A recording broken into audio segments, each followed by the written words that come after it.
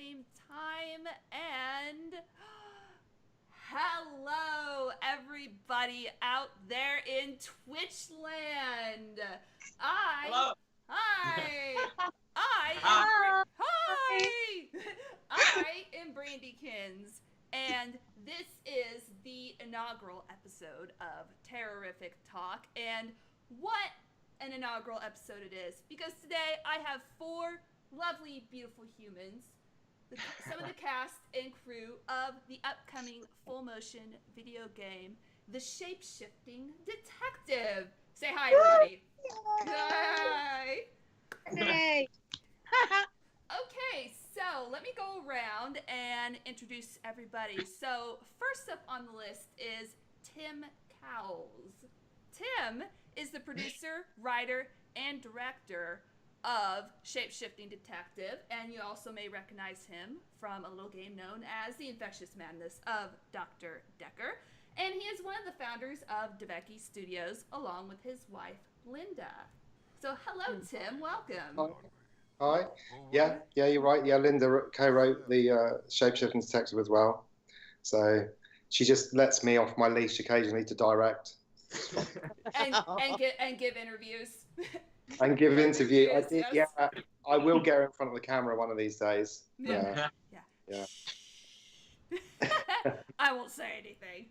And then next we have Anarosa Butler. If you are familiar with full motion video games, you may recognize her from a little game called Contradiction Spot the Liar, where she played Emma Bowman. I almost said Bowen. No. It's like, yes, I'll play the game, I promise. But in The Shapeshifting Detective, she plays Bronwyn Castle, who is the lead tarot reader and the prime suspect in the game. So, hello, Anarosa. Hi, greetings from Barcelona. Hello. As you can see, this very typical Barcelona background of a white wall and some holes in there. Yeah.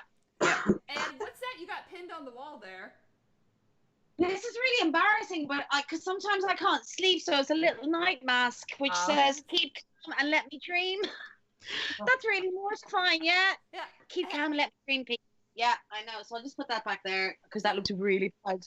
There. Hey, whatever you have to do to sleep. I mean, I listen to music. Well, there you go. Exactly. There you go. Yeah. Okay, and then next up on the list, we have Joe Ma. And The Shapeshifting Detective is his full motion video game debut. And if you're across the pond, you may recognize him as Johnny in CBBC's Tracy Beaker Returns and The Dumping Ground. And in this game, he plays Oscar Wainwright. So we got a grieving boyfriend type here. And that's who he plays. Yeah. So is there a lot of crying, a lot of sobbing, a lot of deep going on? I think it was more wanting to understand the answers as to what's going on. So I think he's trying to figure it out as much as the player is probably. So you're just gonna be just as confused as I am going into this. Probably. Like what the heck is going on? Oh yeah. I can't wait to find out. Oh. Okay. And then last but not least, we have Oliva Noyce, and The Shapeshifting Detective is also her full motion video game debut. So we got two full motion video game babies here. It's their first debut, and she plays Lexi Taylor, the youngest of the tarot readers. And so, welcome, Olivia. Thanks, Olivia. And she was also talking about how she was involved in theater, and you've got something new coming out called Runaways, yes. Which is what you call the two-person show. Yes. Yeah. All right. So, again, thank you, all of you, for taking time out of your busy, hectic nights to sit down and talk some Shape-Shifting Detective with me. I really do appreciate it. Oh, thank you. Yeah. Thanks for us. Yeah, I've been counting down the days, just like, okay, it's one day closer, and then one day closer, and then one day closer. Okay? So I guess we will go ahead and we will start with you, Tim. I'm always interested in just the craft and why people get interested in like a specific genre. So what is it about full motion video that just makes you be like, oh man, I love this so much? It was basically the first kind of video games that Linda and I played together when we were, when we first started dating and everything. So I was probably playing things like Diablo, this is in the 90s when we got together. I was obviously playing games on the ZX81 and all those horrible machines beforehand, all the really early gaming stuff. Yeah, I've been gaming all that time, but that was the first kind of thing that we played together, and we played something called Tex Murphy's Under a Killing Moon, and that was excellent choice. So that was the first kind of FMV game we played, and we really kind of fell in love with that game. I think at the time as well, this is pre-Windows 95, when anyone had seen a video actually running on a computer. So it was basically voodoo magic back then, just seeing a video play. So, even though it was interlaced and maybe 240 pixels or whatever, it was amazing to watch. So we played Tex Murphy around the same time, Police Quest 4, which has a little bit. Oh, yep. Season. Gabriel Knight 2, we played around then, which The Beast Within, which again is really cool. And the Phantasmagoria games, the Phantasmagoria and Phantasmagoria 2, like the straight up horror FMVs. And then we basically tried almost everything that they released on PC from that point onwards. Urban Runner, all sorts of kind of games that all FMV. But we're not just FMV gamers. I mean, like Joe, actually, we play Zelda on the Switch, Rocket League, you'll catch me on the PS4 and stuff like that. Ah, yes, Rocket League. Loads of Elder Scrolls I spent too many hours on. Thanks for telling me how many hours I spent on it as well. It was like 100 odd hours in the save game. I'm like, oh, that's where my life went. That's why I'm this old, because I've just been playing Skyrim. Like, so we play. But the FMV games, I really like film. Have a love for film, and kind of. I remember watching Scream was the first kind of horror movie where I was like, wow, this, it made me want to make films. Before then, I'd seen Alien, which kind of, a bit young Alien. I was like, oh my God, that is real horror. Stanley Kubrick's Shining, which again, amazing film. I love the way it looked. And when I looked more closely, they were talking about things like Clockwork Orange being filmed in Aylesbury and things like, which is where I lived, it's where I was born. It's like, wow, that's really cool. I love this kind of film stuff. And that kind of just merged, really. So video games, film is FMV, isn't it? So that's where it's come from. That's where the desire to do it is. It was really early on in the 90s, and it's only now really where we feel that we've got the ability to do it, or the budget to do it, or whatever. Computer games getting not easier to make, but they are more accessible. The tools are becoming easier. Not everyone has to be a machine code programmer to get something out nowadays. So yeah, and the recent FMV games that come out, like Contradiction and Her Story, kind of showing you that you don't need a massive 3D environment to walk around and click on something and get an FMV cutscene. That you can basically have almost the entire game in FMV, as Deca is, and pretty much how Shapeshift is. So there you go. That was far longer than you wanted to hear, but that's it. No, that's okay. It's just like, I remember some of my first forays into the realm of full motion video was a game called Titanic Adventure Out of Time. I don't know if you've ever heard of that one, but basically you're a British Secret Service agent who has been thrown back in time, and you're on the Titanic, and you're trying to like do these series of quests to prevent the Titanic still sinks, obviously, spoiler alert, still sinks, but to avoid the iceberg now. yeah, darn, but you're trying to prevent World War II from happening.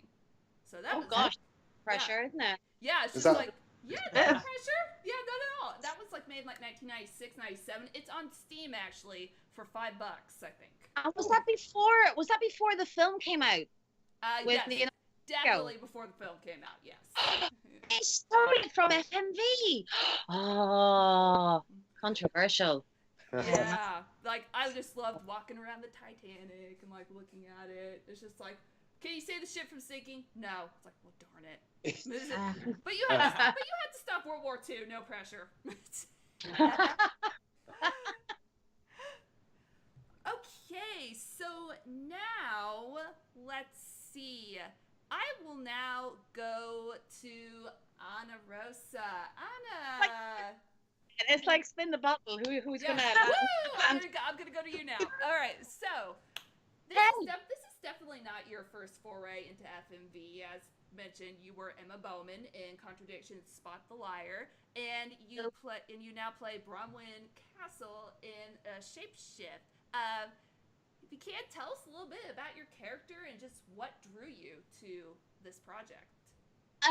Well, firstly, because of Contradiction, I realized that it was a great platform in terms from a perspective of an actor, actually, because as an actor and a performer, you can do so much good work, but it can a little bit, it doesn't reach an audience, because right now that we're on this like massive wave, this huge crest of a wave that is the gaming industry in itself, and then thanks to my involvement in Contradiction, then through a very, I suppose, serendipitous way, I came across Tim's casting on Twitter, actually. So the Twitter is good for lots of things, and just through that alone, I just emailed Tim and said, "Hi Tim, can I still apply for the casting?"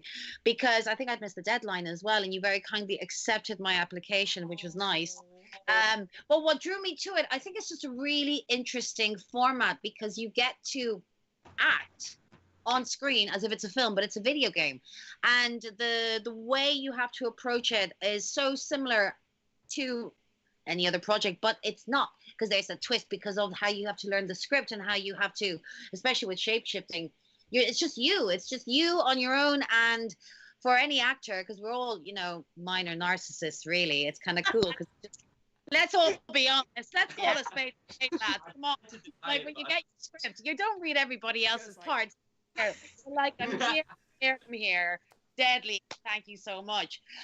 So really, that was my interest was to get more exposure and to get into another game, and people said great things about Senor Cowles, who is in our presence, so why not?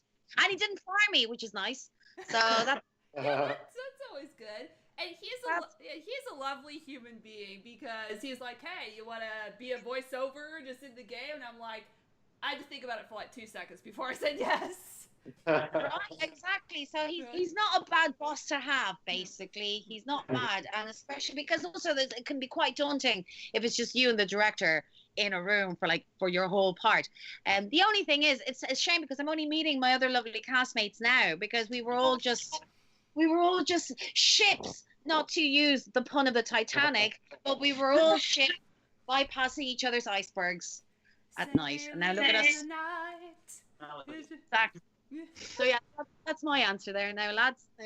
Okay. Hello. So this is just like an in general question, just to throw out to all of the actors here. So was it just like you were given a script and Tim was like, memorize your lines, and he cracked the whip, or just like, how did that work? I still have the whip marks here. No. We were given the script in advance, but then we had the opportunity to do it auto cue instead. So if you couldn't memorize all of that, which it was a lot, we had the chance to do it auto cue. It's sort of like the words appear, if this is a camera, they sort of appear here, but they're invisible. So we can just sort of like look straight through them and do it that way, which makes it a lot easier. You can read the script and get an idea of where you're going with it, but you don't have to like have tons and tons of dialogue memorized off the top of your head. So that was really because we didn't have that for Contradiction. We just had to learn it, and that was intense. So how many of you just actually were just in the middle of things like, what's my line? Yeah, well, you just improvise, just feel it, keep it fresh. Learn your line, do it. It's a good thing. I mean, Olivia definitely learned all her lines. Good girl. Yeah. She's young She's got young Good brain job, cells. Olivia. Well, bravo. We're hair twins. Oh, Got the yeah. curly hair thing going on. Okay, so now let me go ahead and just now jump to Olivia. So the same kind of question is that, especially for you, since this is your first like video game that you've been in ever. I've looked at your credentials. I've looked you up. So what drew you? And you play again Lexi Taylor, who's the youngest of the tarot readers in the game. So if you can talk a little bit just about your character and what drew you to Shapeshift. Well, I first saw it on there's this platform called Mandy Actors, which is a way of seeing loads of jobs and applying for them. And I just, first of all, I just loved Lexi's character. Like, I absolutely just fell in love with her character. I loved like her energy, and like I can just tell that she was obviously a bit ditzy, but also like so loyal, and like just some of the dialogue was just so intriguing, because obviously there was an extract on the application to do a self-tape, and yeah, I just absolutely fell in love with her character. And at first, like, obviously reading like the application and everything to do with it, I wasn't 100% sure like exactly what it was, because I'd never even heard of an FMV game before I applied. Like, I know, sorry guys, everyone watch it. Get out! Yeah, I really knew what it was, so like I was just so intrigued by the whole thing. And like once I did the self-tape and like completely fell in love with the character, I looked into it more and just was just so excited about being a part of something that I didn't really know much about, because I'd absolutely love something. I love new things. I love like taking adventures, and it just like was really exciting. Yeah, so just something new and something challenging was really what drew me in. Definitely. Awesome. Okay, Joe. Now you think you're gonna go with me not talking to you? Well, and he was like, I'm nervous, like before the interview. It's just like, but you're doing great. You're doing great. So the same kind of question. Okay, so this too is your first foray into full motion video games, and you play Oscar Wainwright, the grieving, like sobbing, like falling down, clutching his chest boyfriend, who's probably going to be as confused as everybody else in the game. But so, what drew you to Shapeshift? Well, I saw it listed on. It was similar to that Mandy, which Olivia just said. It's a website called Star Now, and I saw the job listed on there. And I mean, I've been into video games for as long as I can remember. I mean, like Tim said earlier, I'm a big fan of Zelda, and so the chance to appear in a video game myself, I was like, I can't miss this. So I got onto it as quick as I could, sending Tim a message, and then the self-tape, and then yeah, I just really wanted to be a part of it. So yeah, kind of held up for that. Oh, you got Venomous Platypus saying that the trailer on the Steam store is fantastic. Oh, I know. Hi, Venomous. I love So we had the trailer that just dropped today, correct? No, it's the same one. We're just discussing today that we might release an updated trailer with more gameplay and stuff in it. Yes. More. One maybe. More. Or you could release it a month early. The game, no one wouldn't mind. The game is finished. The game is actually finished.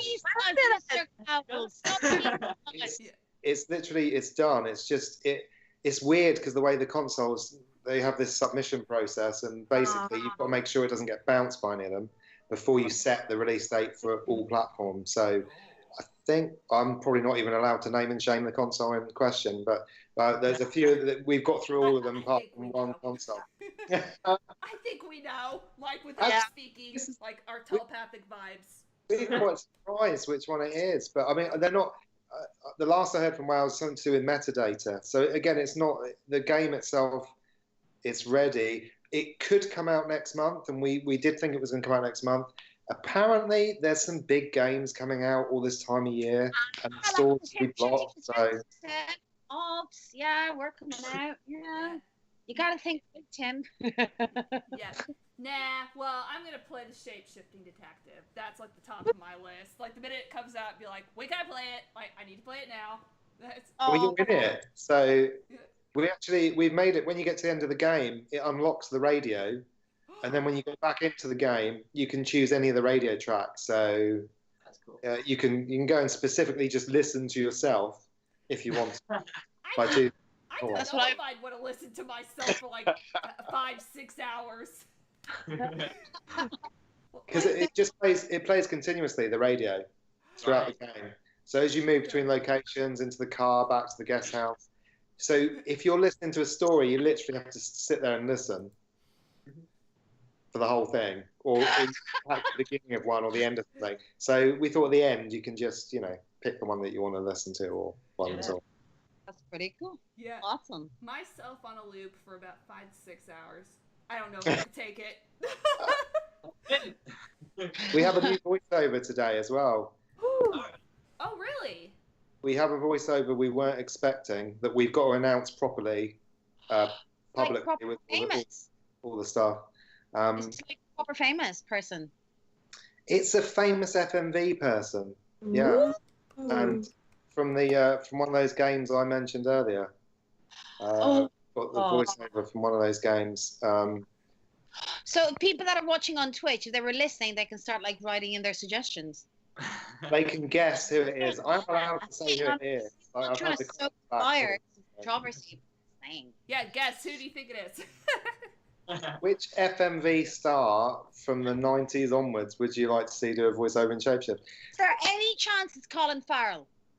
He's not been in an FMV game as far as I know. I know, but God loves a trier. Never mind. It's not. I was like, put it out there to the universe, and might just happen. Yeah, so like I'll just put it out in the universe. Colin Farrell. Exactly. You all just say his name. He's not messaging me. You what? Someone guess the Tex Murphy guy. Ooh. Yeah. Are you, Tex Murphy. Yeah. Is it? Yeah. Oh my god! He's done a voiceover for the game as Tex Murphy. Awesome. He's going to be in it. He's going to be in the PC release in the beginning. We're going to patch the console release later. We're not going to do a 0-day patch because that's kind of evil. So that will drop that in later. But yeah, we'll be announcing it properly, tomorrow, I think. But yeah, Chris Jones, brilliant. One of my, I'm a big fan of Chris Jones, and obviously Tex Murphy. He read it as Tex Murphy. We wrote the extra story for him really quickly so that we get it in because they're really busy, and he just wanted to try and get in it before the release. So it's just really cool. Yeah. Oh, yay! Wow! How did that come about? The developer of because there's a new Tex Murphy game being worked on now, Poison Pawn, yeah. Yeah, Poison Pawn. Yeah, the developer there, he contacted me and said, no, that's a complete lie. Last year, that's a complete lie. Sorry, when we were doing Dr. Decker, I emailed. I was going to say Access Software. Whoops, that was from the 90s. Big Finish Games, as they are now. I emailed them and said, would Chris Jones consider being anything in Dr. Decker? Because I'm a big fan. I really love him. I'd love him to be in it. And we didn't get anything back. Decker came out this year. So for Shapeshift, I thought, I'm going to try again. Email again because, you never know. And I just emailed and said, I'm really sad that he wasn't in Dr. Decker. And I don't know whether he'd be in Shapeshift or whatever, but I'm still a big fan. I love the Tex Murphy FMV games and everything. And yeah, the developer got back to me and said, really sorry that we missed this. And yeah, we really will, we'd love to do it. And, all the FMV love, everyone needs to, all the FMV games need to hang out together. So, and then they got really busy for months, and we didn't know whether it was going to be in it or not. And it's really good that they come back to me and said that their email systems were down, all this stuff. And now, it's really, really good. So I don't know if that means that we're going to have to return the favour and get some of our actors into the Poison Pawn. So there could be, I don't know, there might be some stuff. We got 3 sitting right here. Yeah. Yeah, well, I said, if whatever, however we can help, because it's really, it's really cool having him in it. So, very happy that that's just come in. That's him. Yeah, no kidding. So, who said Tex Murphy guy? So Dr. Evil is the one that said that. He's the one that guessed that.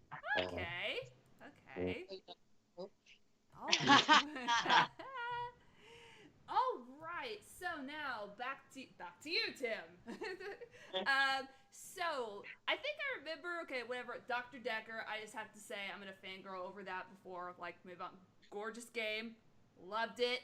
Wouldn't have even found out anything about it had it not been for one of my moderators saying, "Hey, you gonna play this?" I'm like, I haven't even heard of it. What is it? So he linked me to it. It's like, heck yes, I played this.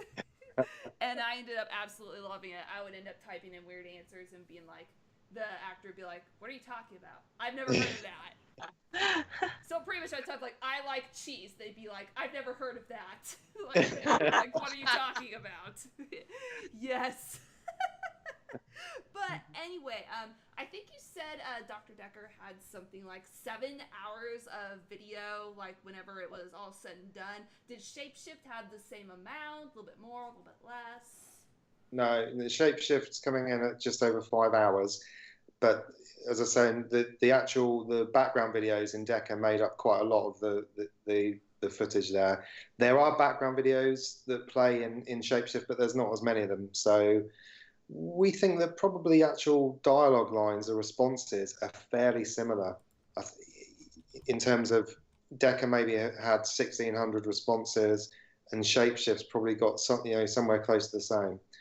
It's a much faster game to play though, so you will be able to play through it within probably maybe 2 to 4 hours, depending on if you keep going back and shifting into people, because obviously you can do a run, you can talk to everyone as a detective, and then you can go and shift into everyone and talk to everybody, and then you can do it all again before you even proceed, because it could have unlocked new things that you didn't know about before. So you can hang out in the game for many hours still, but you can also play it pretty quickly this time. Okay, so then everybody who plays it is going to end up getting a different experience depending on what choices they make and what they do. Absolutely, yeah. I mean, there's 3 potential killers, so they have different things to say in the game. It gets randomized at the beginning, so it will change each time. And then we've got some new weird stuff in Shapeshift. We like to randomize probably too much stuff, but things like the ending when you're trying to save one of the first victim. That's got 8 different endings on its own, and it can take a lot of different paths. So the walkthrough is going to be tough on some of them. We've tried to make it so all the achievements you can get without any of the randomized stuff, because that'd be a bit cruel. You just have to get the random finish. But yeah, we have things, we call them catalyst events, and basically you do something in game, like you might annoy the chief, Rupert Beef. If you annoy him enough, he does one of 3 different crazy things, and it's kind of randomized, so you can't force him to do one of them. But if you annoy him and shift into people and go and talk to him a lot, you will get one of these kind of outbursts from him. Same with Violet. There's a couple of things in it, so it's not entirely linear, but it's good fun. Yeah.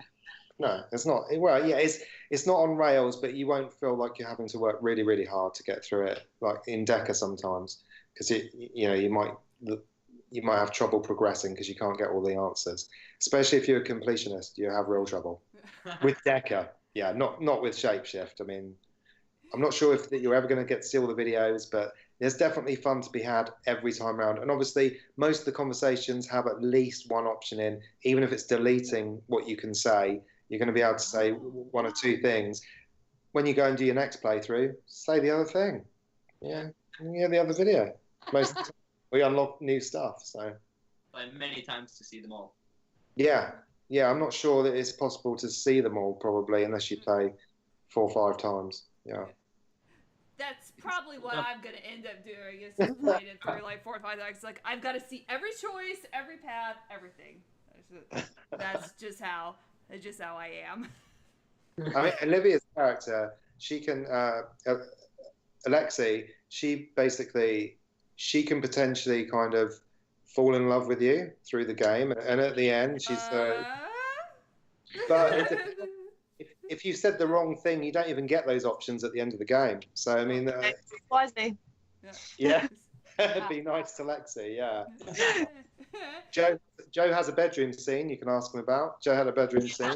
Oh, do I want to? Okay, I've got it. I have to ask you. Okay, bedroom scene. Go. So I don't want to give away too much when people actually get to play it, but the brief explanation is that I'm on the lookout for clues as to what happened to my girlfriend, and I find myself being escorted into a bedroom in the guest house to question Bronwyn, and yeah, depending on what the player chooses, you can potentially put Oscar into a bit of a precarious scenario. I don't want to say too much more other than that because I feel like you should experience that for yourself, as I have to. Your Honor. Record. So it's like, well, I have to be put through that awkward situation, so do you. So enjoy it. Some call it awkward, others could enjoy it. You know, it's maybe too much. Side of the fence you're sitting on, really, I guess. It was the first scene Joe had to do. Yeah. I was like, hey Joe, welcome to your very first FMV game. Just jump onto this bed. What? That was terrible of you to do, Tim. Terrible. He was a really good sport. The rest is really easy. Yeah, I mean, Joe, in fact, Joe, he was, again, we got to see a lot of different actors, a lot of different methods, and Joe's ridiculously, we call him one take Joe pretty much. He just nailed it and I think, again, because he's been brought up through the BBC and he's done all the training there, they're probably like, if you get executed if you don't deliver it correctly the first time. So it was clinical. It was clinical. He just went through it. It was Everybody did really well. Just everybody. You could ask. He's just much better. One thing about one weirdness or crazy thing about all of them, but I probably shouldn't. So, but it was just he did. Tim, you're like an Irish parent who's like, all my children, I love them all equally, but you're married. Like, I love you all equally, I swear. But like, if something happened to you, I would throw myself underneath the horse before it trampled you. But you're all lovely. I love you all. We only had a certain amount of time, didn't we, in the guest house? So it was pretty tight. So Joe had guest house. That's the unspoken 12th or 13th character of the Shapeshifting Detective. It was haunted. Yeah. Weird stuff going on. It probably was haunted. Yeah. There was things going on. Yeah. It was Joe. That was just Joe bumping into. In fact, did you all stay? Sorry? I did. I stayed. Yeah, everybody here stayed at the guest house overnight. Yeah, I was really worried about Olivia because when she got here the first time.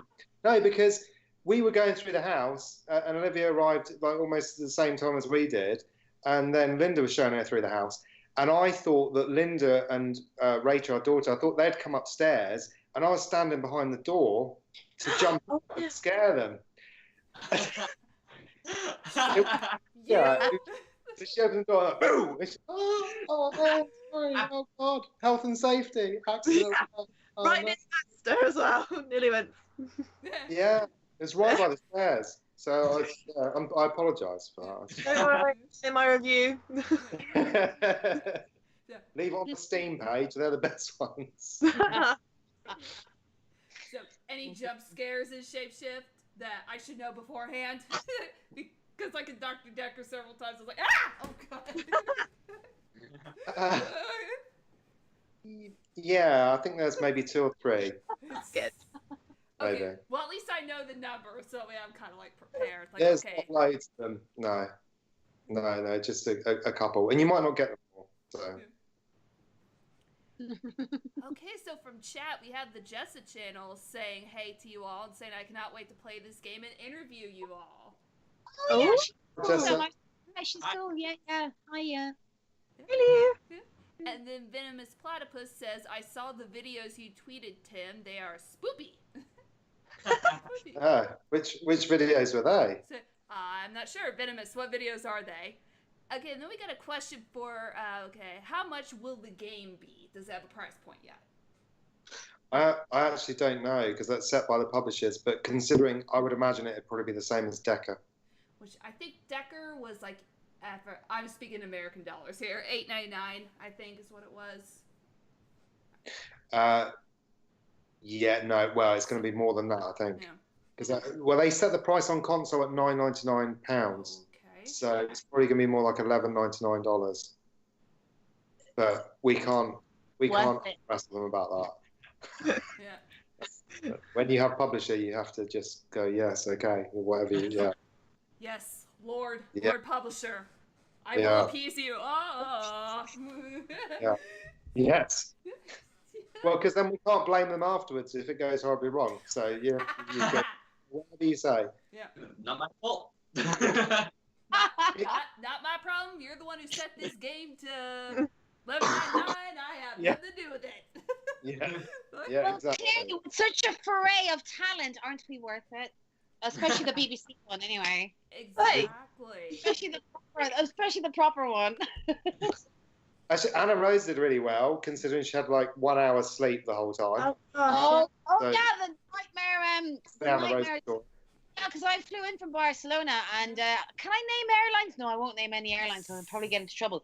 Basically, there was a 6-hour delay to fly into London, and then that which meant all my connections were like gone. There was like the gonzo. So then I had to message Linda very politely, and in a way that wouldn't kind of freak her out and cause a panic attack, even though they were like shooting.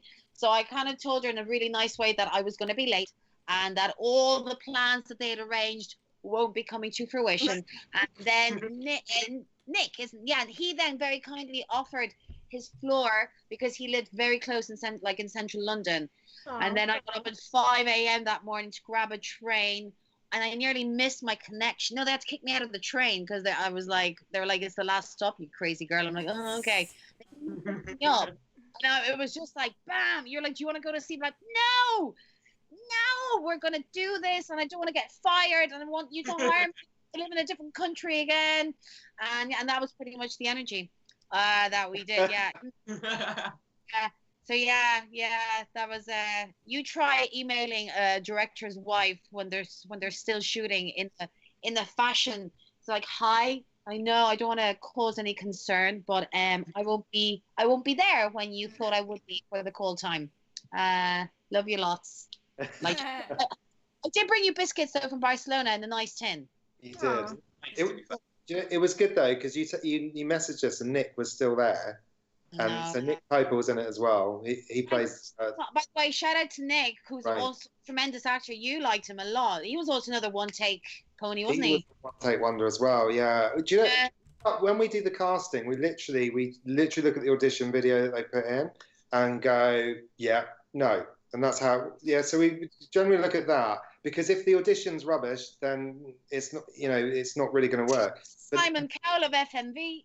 So, yeah, that's a no.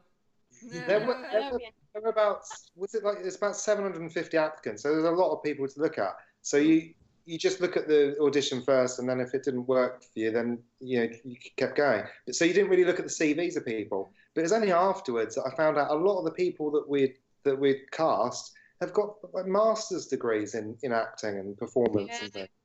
So we just we weren't just going, masters in. It was just that's just the way. But Nick Piper you've got one as well. So yeah. And look at me now. Look at you now. Exactly in Barcelona. Hey, Barcelona. Yes. Sounds like you had a really big pool of just really qualified applicants, masters and like accolades and stuff like that. Wow. It was good. We got a lot more people this time than we did for Decker. Yeah, we got quite a lot more applicants. So it was good, easy. Like I can see why after this one. The next one. Yeah, I don't know. Yeah. Yeah, it's just like you're so modest. Like, well, but no, I can tell you, I can see why. Because Decker to me just it was what. From like reviews and stuff, it was so well received, so I can see why people were just like, oh, I have to audition for Shapeshift. I think it's good. The more exposure FMV games get, then the more kind of respect they'll get from everybody in all the crafts. So essentially, everyone takes it a bit more seriously, tries to do a slightly better job, and overall the quality of the whole thing kind of improves. So it's useful if we want to see more FMV games, really. Yeah. Definitely casting. I would recommend casting to anybody, and not just obviously using some of their mates, but just especially their actor mates. But it's I think it definitely makes a difference when it comes to FMV. Obviously, being full motion video and all that. In fact, our neighbour across the road said, "Why are you getting actors? I'll do it." It's like, cool, yeah. Just anyone can do it. Why are we bothering? We're just getting neighbours to do it. The doctor's saying, "What are you got doctors for?" Like, here, I'll sort you out. Yeah. Yeah, what they do? I'll do it. What do you want me to do? Yes, just everybody. Tim's behind the scenes secret casting process. He just walks down the street and points at people, and go, "Hey, want to be my game?" Love it. You heard it here first. That's how we got all these people. He just saw them on the street, just point at them. But, we're really lucky, and even with the voiceovers, we would have told you if we'd hated the voiceover for sure. I'm so worried about that. It's like, this is gonna suck. So everything was good. Everything is good. Everything is good. Everything went in well, and it's And for the voiceovers, we wanted to say thanks to people who'd like Decca and kind of helped us and supported us and things. So it's been really cool. Not Chris Jones, obviously. We didn't. Obviously, a big thanks to Chris Jones. Everybody except Chris Jones. Playing Decca sounds amazing. No. Yeah, because I think the voiceovers, there's Venomous and Jessa are both in chat, and I think they both did voiceovers. I think you got Jesse Cox. Jesse Cox. I mean, Jesse Cox was almost a lot more involved earlier on, but I think we just didn't kind of. He's a busy guy. He's a very busy guy. So again, very lucky to get his voiceover. But I think Jesse definitely would like to do something in the FMV thing. I mean, he said it on Twitter before anyway, and I've spoken to him a couple of times now, for many hours, in fact, about it. And it'd be cool to. Anybody who loves FMV kind of just gets behind it a little bit more than people who don't know that much about it. So it's good. It's a good place to be at the moment. Definitely. It's a genre that I've always loved and absolutely adored, just ever since the early late 90s. That was kind of my first foray into it. I don't know, it's just got this charm to it. I just can't describe it. Have you not played Phantasmagoria? That's one of the ones I haven't played. I've been getting into the Tex Murphy games. And I'm trying to see, I played all the newer ones, Her Story, Late Shift, The Bunker, of course, The Contradiction, Dr. Decker. But I've never played Phantasmagoria. Apparently it's one I should. Well, it was good in the 90s. Yeah. So, I mean, it still holds up, but obviously everything dates a little bit, even me. Yeah. No. No. Stop it. A portrait of you in someone's attic somewhere, and you're just getting younger and younger. So that's how. Okay. Yeah. We all signed the contracts with our blood, actually. So by that, we're just keeping you young, essentially. Yes. Yeah. Hey, so let me throw this question out here, to all of you. Just what was if you could go as much detail or as little detail as you want, what was a typical day like on set? If there was any such thing as a typical day. I only had one day. Yeah. Typical one day. It was intense because it was just it's you just hit the ground running because firstly, I'm sure I'm speaking on behalf of my other colleagues here. You're normally used to having other actors around you, so there's that little bit of support. But this time it's you're a big boy now. It's just you and the director and the camera. So it was just very there was no room for distraction, and you really had to know what you were doing, because if you didn't, you couldn't really skim off anyone else. But Tim's actually pretty cool and has a lot of patience, and you kind of know if you're not going in the right direction, because some directors could be really cruel and nasty, but you just knew with Tim, he was like, yeah, let's do that again. I'm like, okay. That was my experience, which was awesome. I don't know about the other thespians in the chat, but yeah, it was good. It was great. A bit lonely though. I wish I'd met you guys on set. Next time, let us hang around a bit. Maybe just be like sitting in the background and, like, you know, have a cup of tea while we look at someone being shot. Or, do you know what I mean? Just Jason was behind the camera as well. Just, you know. Yeah. Mention his name. It's like he wasn't even there. It's just me and Anarosa, Jason. Yeah, but that's how good he was. He just, like, he was seamless. He was just in the shot, you know. He wasn't just creating the shot. He was in the shot. But I don't know about my other two colleagues here. I don't know what they would have to say. I was over 2 days, but on my first day, it was only really the evening. We did the bits in the aforementioned guest house room. And Jason was there for that bit behind the camera, so instead of Anarosa being there, I was actually staring at which it helped with the terror. It did. Yeah. But then for the latter part of my shoot, it was literally, it was just me and you, and the camera was set up stationary. And so for me, I'm used to having to pretend that the camera doesn't exist and do anything but acknowledge the camera. Yeah. And so for this one, to have to directly speak straight to the camera, it was quite bizarre to get used to, but no, it's very far out from anything I've done before, but in a good way. Did you guys find it a bit lonely on set because it was just you and Jason Obbs and Tim? Like, you know what I mean? Sometimes it's nice just to have someone else who's acting with you. Just, I don't know. Get to act with one other person for a very short time. What? Yeah. Me and Rain got to do our little scene with you're meant to be there. Unfortunately, you weren't. You were just a space. But yeah, we got to do stuff with the cards together, which was pretty good. Sorry. Cheated now, Tim. There's a lot to do. There's so much to do. So if we were doing lots of 2 shots, we'd have a lot less content. So, I mean, we could only go through that much stuff because it gets drilled out basically. But it's yeah. But again, everybody stays in the zone normally. Yeah. You know, because it's quite an intense, as I say, experience for everyone. It is intense, yeah, definitely. Wow. Yeah. It was so hard to get used to as well, talking down the camera with nothing to like feed off of. But yeah, once you kind of settled in, it felt just like anything else, I guess.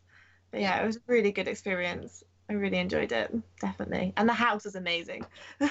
No, wasn't it so good? Oh my gosh. It was so good. Yeah, it was brilliant. I mean, that house looked just beautiful just from, like, the shots of the inside, like, of the footage that I saw. How different was it? Because I know that Decker was just, like, one setting. You're in an office on a couch. So, like, how different was it to, like, go from just, like, that one setting to, like, having to use, like, all sorts of, like, other different rooms in this creepy house? Yeah, it was good. I mean, I think it's come across really well. The only thing from a filmmaking perspective is obviously we hadn't done any recce or anything, so we didn't know what it was going to be like. We'd seen a video of the place before we got in there, and we had to set up everything, all the lighting and the shot that we wanted, literally when the actors were there a lot of the time, just before they arrived. So technically it was a bit more of a challenge because we need to do that. But again, because we didn't have a lot of 2 shots or anything like that, then we could just get it done pretty quickly. But yeah, I really loved it. I'd like to do. I think that we're doing Pocket Dreadfuls as the next thing that we're doing, and hopefully we're going to get a lot more variety in that as well. Decker absolutely worked with the couch. Yeah, we needed to be closed in. We didn't want to show there was a big world. It got more and more tight for you as you were playing the game, and we liked that. Just how it played with your mind, keeping you in the same place. Shapeshift could be a bit more open worldy, as it were, in terms of having more locations, and you do go in the taxi or Uber or cab, whatever you want to call it, and go and visit these other people. So, yeah, it was good. So apart from having to do all the setups in a location I've never seen before, really, really quickly, it was good. Yeah, so from start to finish, how long did it take to like get Shapeshift put together, like from getting like the actors to filming it to editing it to like getting it to where it's ready for publication? I always get curious about that. This has been like a really quick one for Linda and I. It's quicker than Decker. It's taken us just over 9 months full time, both of us working on it. So the screenplay or the writing itself took probably four months on its own for two of us, and then the edit was probably the next longest thing. Production, the actual filming, there was 5 days in the manor house and pretty much a day for each other cast member. Well, actually 2 days for Rupert and 2 days for Leah. Because we just couldn't be bothered at that point. We're like, just book them for 2 days. Gotta be easier. Oh, we're wrecked. They were the last two. They're like, oh, you have to do all this in 1 day. No, just book them for 2. So, yeah, we did. So probably about 2 weeks of actual production. Yeah. But that's really short for just the two of us. But for anyone to work on something just solidly for 9 months, I'm happy to be moving on to the next thing. So it's still quite a long time, not 9 months, because we literally didn't do anything else for that whole period. But we are excited to share it and hope people like it so that we can do more of them. Oh, I'm sure people will like it. I'm already just like, give it to me right now. Like, I wish, but it is like the November is kind of like ish is when it will come out. Hoping. Yeah, I think it will be November. We're just waiting to fix the date. Like I said, it is already done. We're just waiting on console kind of shenanigans now, and I think there'll be potentially a pre-order window as well, which gives us a bit more store visibility, which will help at this time of year when all the AAA titles are coming out. So, but I think lots of FMV fans find their FMV games. You know, as an FMV fan, you have to struggle quite hard and do a lot of searches to find out where they are. So we'll probably be found one way or another. So are you all gonna end up like playing the game? It's like Tim and Olivia, Joe and Anarosa. So you'd be like, "That's me! Look, I'm in a game." Oh, you know it. It's just like my showreel on constant loop. I'll just be there, just playing myself, which sounds really dodgy. I just realised that now. I'll just be playing shape-shifting into myself for 5 hours. That's it. Just gonna feed my ego. No, I'm actually very excited because I tried playing Contradiction and I got stuck. I honestly, that was just a nightmare. So I'm actually looking forward to playing Shapeshifting because I think I've got more of a handle of this game, which is kind of embarrassing to say about another game that I was in. I got stuck. Don't know what happened. Couldn't tell you. we get you back to play it. We got them to. Rupert and Anarosa played Decker on the couch anyway. Yeah, they streamed that already. So it might be fun to get some of the actors back to play Shapeshift. Oh yeah. Definitely getting it, 100%. I'm moving in with a load of friends in London, and they're like, right, that game straight away, and they're like, we're just all gonna play it. Just hide behind the sofa. That's what It's like, I'm leaving the room. Goodbye. Yeah. Just get really drunk. Exactly. Hammered. Yeah, play the game. Make them all fall in love with me, definitely. Yeah. Indeed. Okay, so let's. Oh dear. Oh, you. Yeah. So it looks like we have a few questions from chat. Let's see here. The Jessica channel is asking, I guess this is directed to Tim. Did you and Linda stay in the guest house the whole time you were filming, or? No, I stayed in the guest house the whole time. Linda was there, came back, but she was doing the school run every day. So sometimes they stayed over, sometimes they didn't. But I certainly didn't see any paranormal activity. Maybe one thing, but take it to my grave. And And then we've got another one that says, what lessons did you learn from the question language system in Decker? So I'm guessing the text thing. Have you made changes and improvements to the system in Shapeshift? Yeah, we're not using it. That's what we've just put it together because it was too hard for some people. I mean, essentially, that's what's happened. Console players, anyway, got the kind of upgraded version, which PC players can also use the drop-down box with the questions in. But most of the time, when Anarosa was playing Decker, using the when she could find the right button on the controller, it got the questions to come up. And you can still type it on the console as well. But really, we still really like that system. And I think maybe we will come back to it at some point. That it's a system that I don't think we can win at. We can only balance it better. Because if we add words that are hard to find, then nobody can find them and progress. If we make them too easy, then they can jump too far ahead in the story.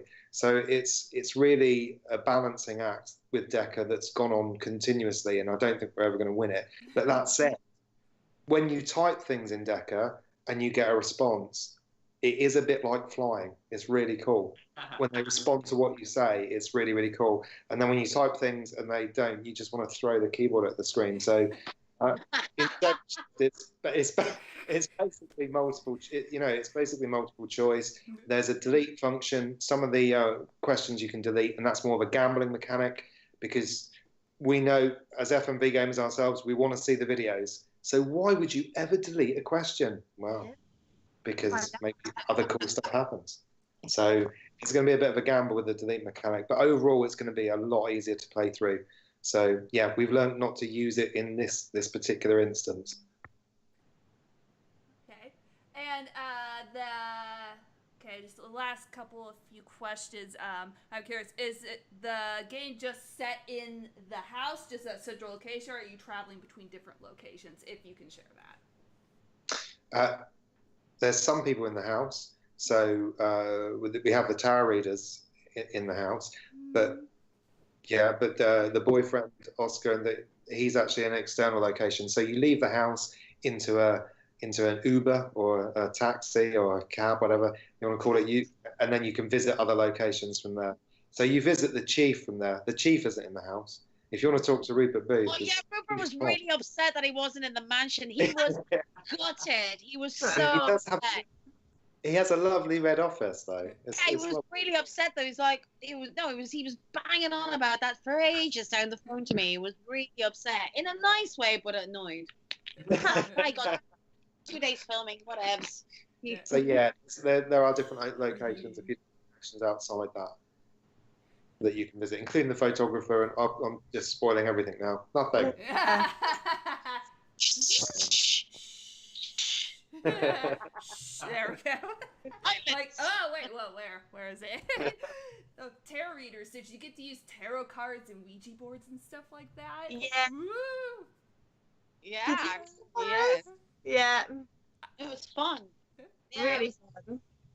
I might a little sideline gig now. Seeing as acting pay that well, might just as seen on the Shapeshifting Detective, I'll just read your cards there.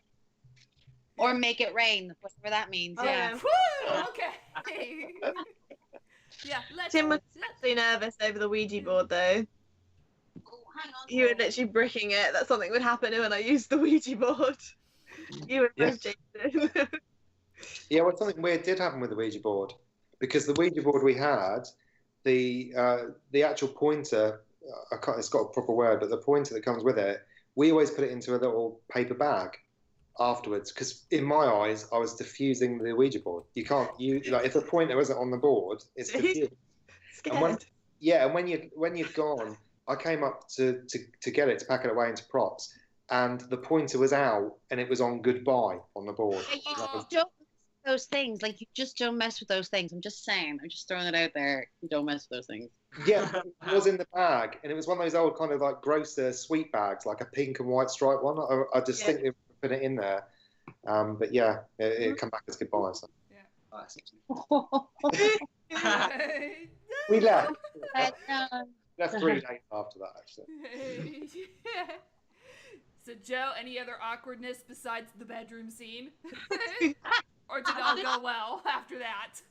Kind of had to get more awkward than the bedroom scene. It all after that, but it was certainly an interesting introduction to the world of FMV. Can I ask, Joe? Were you worried that Jason was going to straddle you on the bed? There was talk of it, but I don't think we ended up doing that. Eventually, he sort of like went for a lean over instead. I appreciate it. That's the move. But yeah, it gave the same effect anyway, so you wouldn't know. Yeah, still terror. Yeah. Yeah. Oh, well, man. I would love to keep you for hours and hours and hours just talking, but I wanted to keep this down to just about an hour, so that way, just, yeah. But, I'm sad, but, ask you a question. How was your first experience doing all this? Did you like it? Did we scare you? Did we put you off talking to people? Talk to us. So now you're flipping the script on me, interviewing me now. Well, at first I was excited, but I was also nervous. But you all made this a really good first experience. I couldn't have asked for anything better. Yay! You were all great first guests to have. And you were brilliant too. So congratulations on that. Oh, well done. Thank you. No, it's who you're going to talk to. You could just be talking to 3 ironing boards for all you know. Do you know what I mean? Like, so yeah. So well, yeah. You never know. Did well. So does anybody have any final things they want to say before we come to a close? Can you hear the bells chiming here in Barcelona? It's quite like a dark. It's like for whom the bell tolls. Tim, do you have any final words, my love? I nominate you on the Ouija board. I nearly said. We nominate Tim. Okay. Final words are buy Joe's book when it comes out. Watch Olivia's play when that comes out. Anarosa. Just watch Anarosa whenever she. Irish chick, yay! Okay. Enjoy playing Shapeshift when it comes out, and Pocket Dreadfuls. Have a look at that as well if you're into FMV. I'm now into FMV. I'm an official fan now. Watch Anarosa, watch Olivia's play, buy Joe's book, buy Shapeshifting Detective, and play it multiple times. Which is what I am going to end up doing. Well, guys, thank you so much, Tim, Anarosa, Joe, Olivia. It's been an absolute pleasure. Thank you for taking time out of your evening to sit and talk with me about Shapeshifting Detective. I really do appreciate it. Thank you. Yes, absolutely. Like I said, great first podcast. Couldn't have asked for one better. All right. And to my Twitch community, thank you all for watching this first inaugural podcast. So you all take care and toodaloo. Everybody, bye.